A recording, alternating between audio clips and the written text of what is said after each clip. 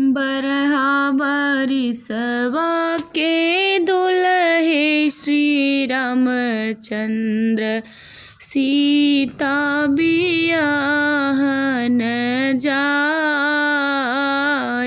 जी। बरहा बरिसवा के दुल्हे श्री रामचंद्र सीता बियाहन जाय जी। सीता ऐसन रनिया बियाही घर लाए, अपना त चले परदेस हो। के का सौंपा स्वामी हो अन धन सोनवा, के का सौंपा धेनु गाय जी। के का सौंपा स्वामी हो अन धन सोनवा, के का सौंपा धेनु गाय जी। के का सौंपा स्वामी तू ऐसन रनिया, अपना त चला परदेस हो। के का तू सौंपा स्वामी ऐसन रनियावा, अपना त चला परदेस जी।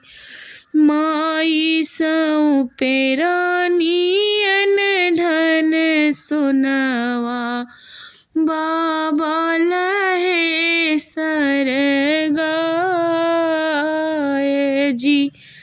भैया के सौंपे रानी तोहई असरनियावा हो, अपना त चले परदेस हो। के कर धोतिया हम धोइबै स्वामी, के कर बनौबै रसोई जी। के करी धोतिया हम धोइबै स्वामी, के करी बनौबै रसोई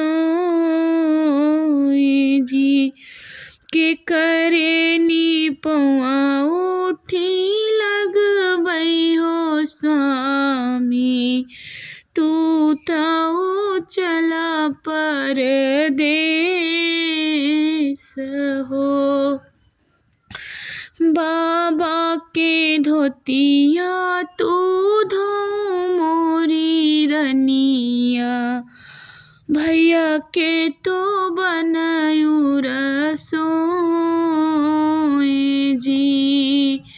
बाबा के धोतिया तू धोयो मोरी रानी, भैया के बनायू रसोई जी। माई के पौआ तो उठ के लाग्यू,